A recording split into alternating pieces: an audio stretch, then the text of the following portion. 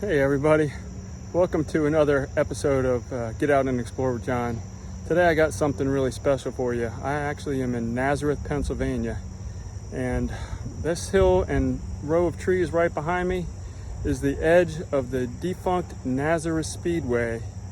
It's been abandoned since about 2004, and I wanted to come up here and check it out and see what's left and see what kind of shape it's in. So let's go explore Nazareth Speedway. After reaching the top of the dirt embankment, the first area I come to is the area where the spectators would have been, the concession stands, the souvenir shops, the bathrooms, all in this area here. Quite overgrown, falling apart, decaying. Obviously, it's been a victim of vandalism. Looks pretty post-apocalyptic, but yeah, a little eerie here walking through this area, but still pretty cool nonetheless.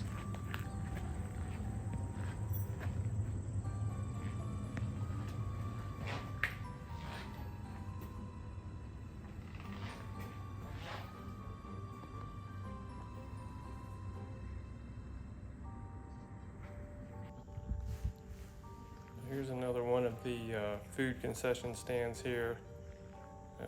Looks like most of all of the equipment has been removed and buildings starting to fall apart here. There's really nothing much left here except for the shell.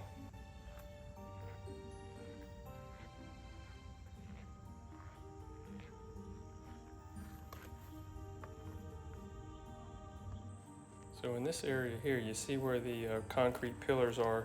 Those were the foundations for the grandstands. The track had a capacity of over 45,000 spectators at one time, so the grandstands pretty much carried all the way around the tri-oval from turn 3 all the way into turn 1.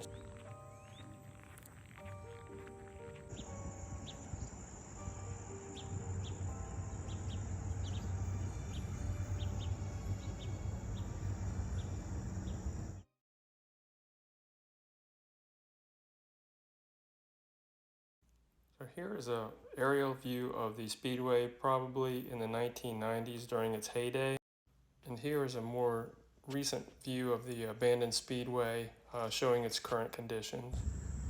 So now I've just walked over to the outside retaining wall of the track right in front of the concession stands and the souvenir shops. This is the tri-oval area heading back into turn 1. The track itself sits in eastern central Pennsylvania in the small town of Nazareth. It has gone through many iterations and changes throughout the years, opening in the 1850s originally as a horse racing track on a half-mile dirt track, just down the road from the current location. The new half-mile dirt track which sits on this site opened in 1910 and was also used for horse racing. Shortly after, in the 1910s and 20s, they also held events called auto polo, which is exactly as it sounds. Polo played with cars instead of horses. The original half-mile dirt track held its first major auto race in 1947 with 35 participants and drew a crowd of over 11,000 spectators.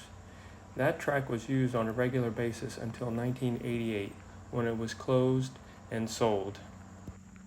The dirt track was subsequently demolished and the space was converted into retail space, which continues to stand right down the street from Nazareth Speedway.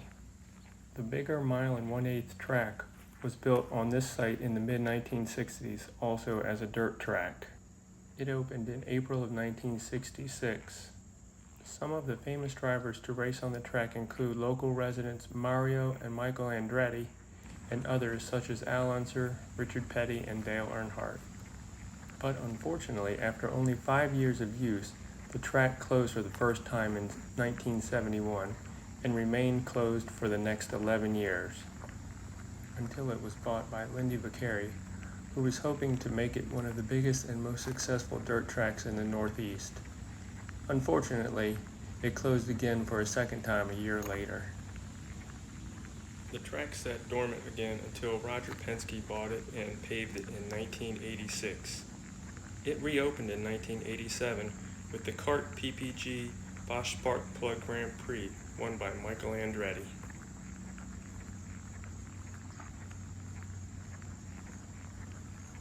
Kart stopped racing here in 2001, and then the rival Indy Racing League began the following year.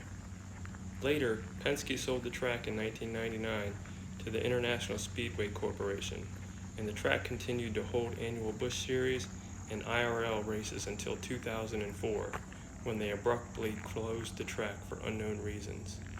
Martin Truex Jr. and the late Dan Weldon won the final races at the track, respectively. The fastest all-time track record on the reconfigured oval is 18.42 seconds, set by Patrick Carpentier in 1998 during qualifying for the Bosch Sparkplug Grand Prix. The official race lap record at Nazareth Speedway is held by Greg Moore that same year at 19.54 seconds.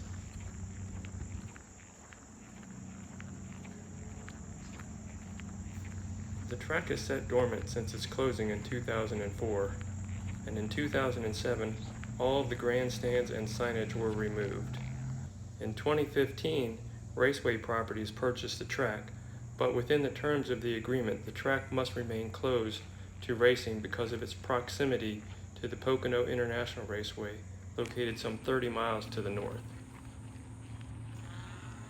As I walk around the track here, I find myself in turn 2, which, if I remember correctly, I seem to remember that there used to be a pedestrian bridge that would go across the track, connecting the infield to the outside of the track, allowing spectators to cross over the track, even during the races, I believe.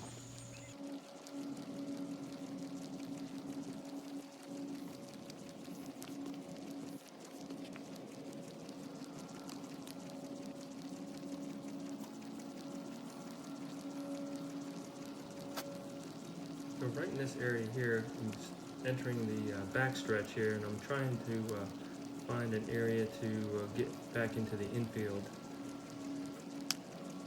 So I'm standing here just inside the track on the backstretch, and this is part of the interior guardrail that would have protected people on the inside of the track from any incidents.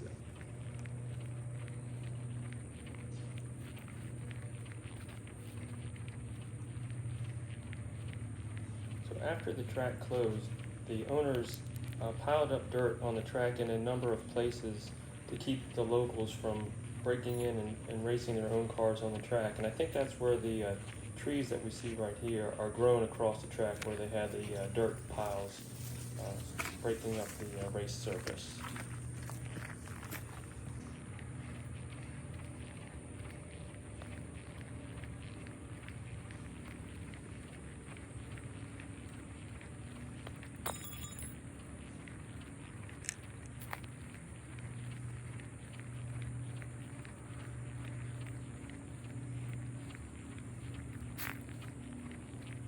So continuing to walk down along the back straightaway here, I come to an area where it looks like there might be a little bit easier access to get to the infield, so I think we should probably go and check that out, see if we can get back in there.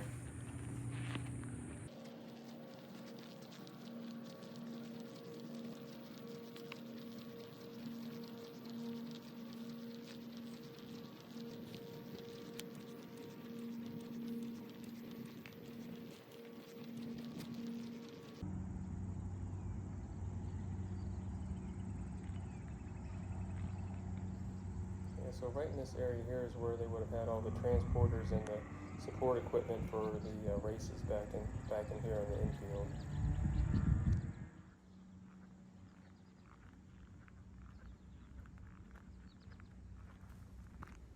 So this large structure here is the only one remaining at the track, and I believe this is probably where the race control would have operated out of. The TV crews would have been stationed here, and maybe some hospitality people during the races themselves. So yeah, let's go inside and check it out and see what condition it is on the inside.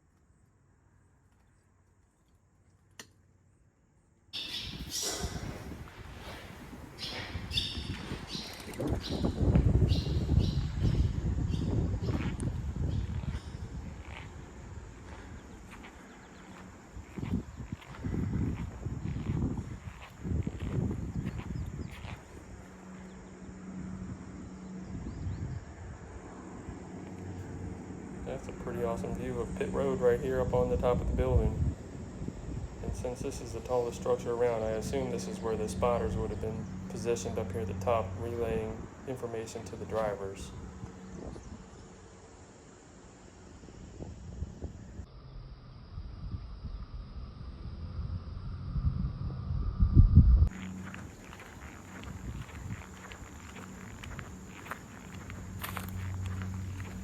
Okay, so this little small building here, right behind the entrance of Pit Road, was the Infield Care Center.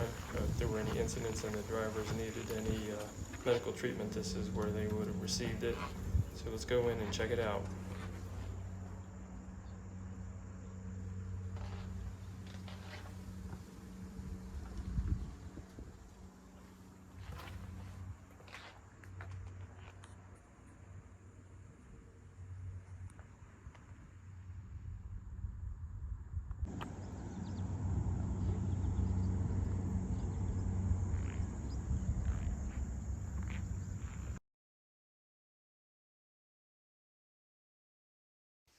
Okay, just to the right of the Infield Care Center here is the tunnel that the track workers and the teams would have used to enter the infield of the track.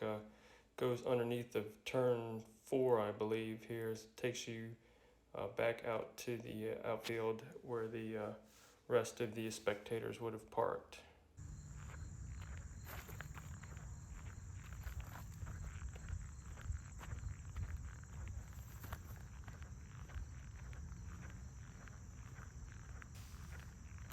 I believe this little building right outside of the tunnel entrance is one of the ticket booths that you would have been able to pick up your tickets if you were heading into the infield. Here's the view from above the tunnel, just coming off of turn 3, going into turn 4, right down here onto the front straightaway.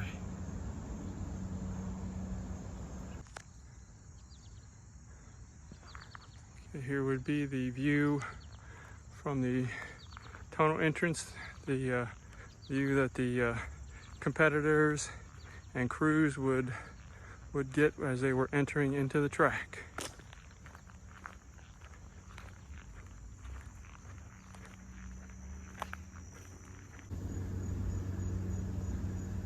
And here are the inhabitants of Nazareth Speedway 2023.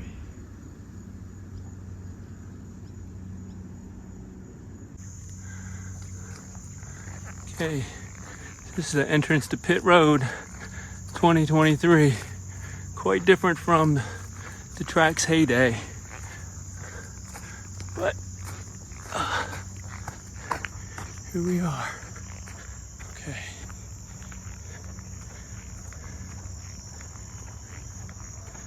Come down through here onto Pit Road.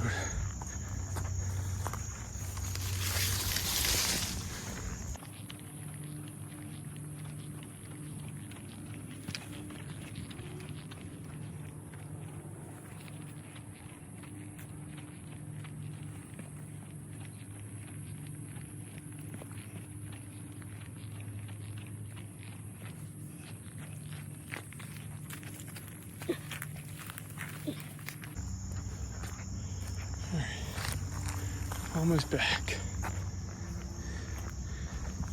All right, here we are. Back to the main area, pit lane. Let's take a walk down here. I'm thinking that maybe by the flagpole down there, we might find victory lane. So don't know for sure, but I'm gonna take a walk down there and check it out. See what we can find. That'd be pretty cool. Stand in the place where the winners of the races stood and received their trophies.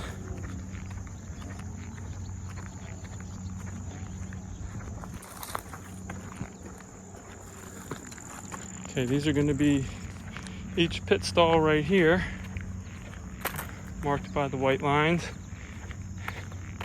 and then this over here, the main portion of pit lane.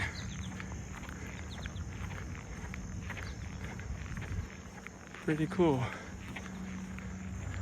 All right, the building here to the left, that's where all the TV crews would have broadcast from.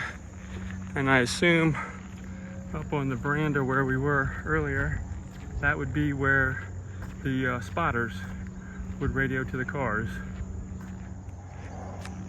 All right, check out what I just found. Right next to the flagpole, as I said, here is Victory Lane. How freaking cool is this? Oh yeah, let's go check it out.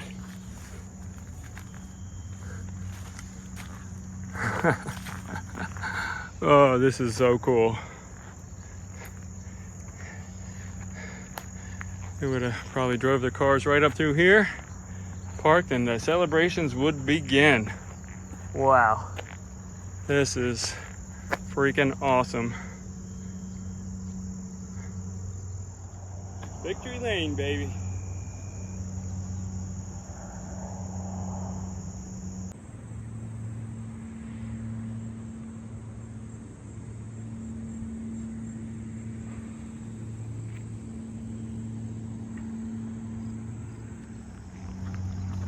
This is the far end of pit lane, exiting back out onto the racetrack. See if we can make the connection over here.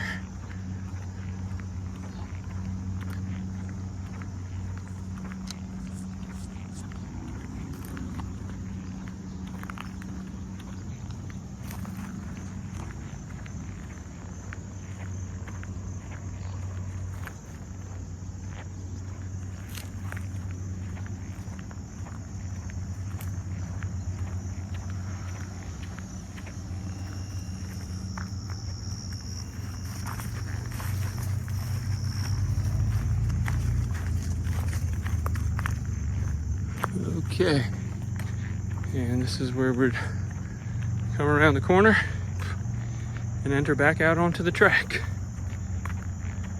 Ooh, this is overgrown. Wow. Not even sure we can get through here.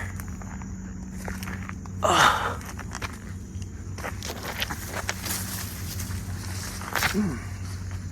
All right, wow. Something else here.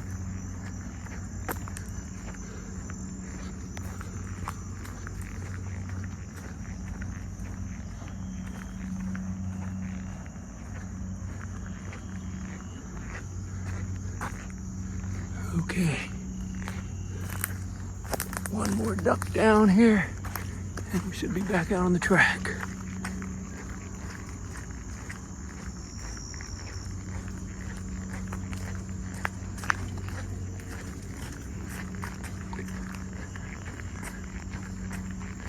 Imagine coming out here at about 100 miles an hour.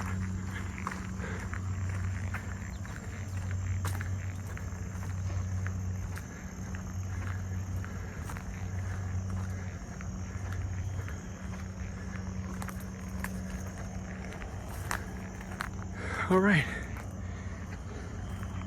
here we are back at the track.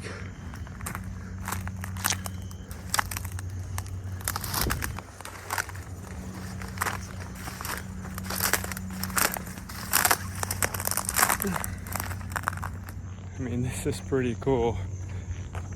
I was here probably about early 1990s, watched 2 Indy Car races here. This is amazing what this place has turned into from what it was back then. It's kind of sad, actually. This was a really nice facility, and I saw a couple of really great races here, so it's kind of sad to see this, but at least I got to come and check it out. Okay, coming off of turn 3 and 4. I think we're in turn 4 right now, heading down towards the front stretch.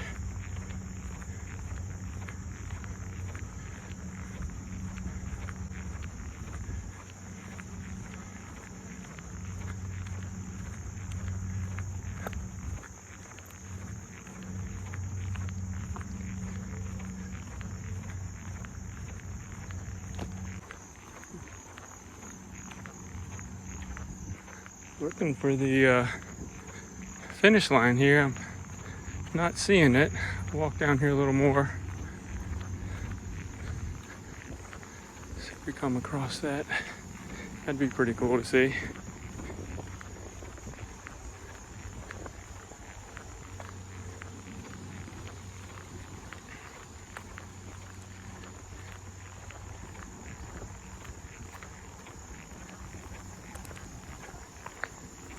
Okay, I think we found it.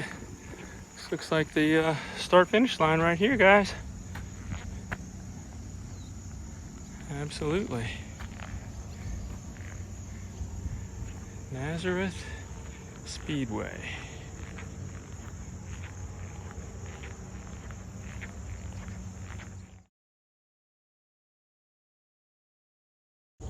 All right, guys, well, I hope you enjoyed the little tour of the Nazareth Speedway. Got the finish line right behind me, so that's going to be the end of the video. Hope you enjoyed it, and if you did, give me a little thumbs up and consider subscribing to the channel, and hope to see you in the next video. It's like I always say, you never know what you're going to see when you get out and explore with John.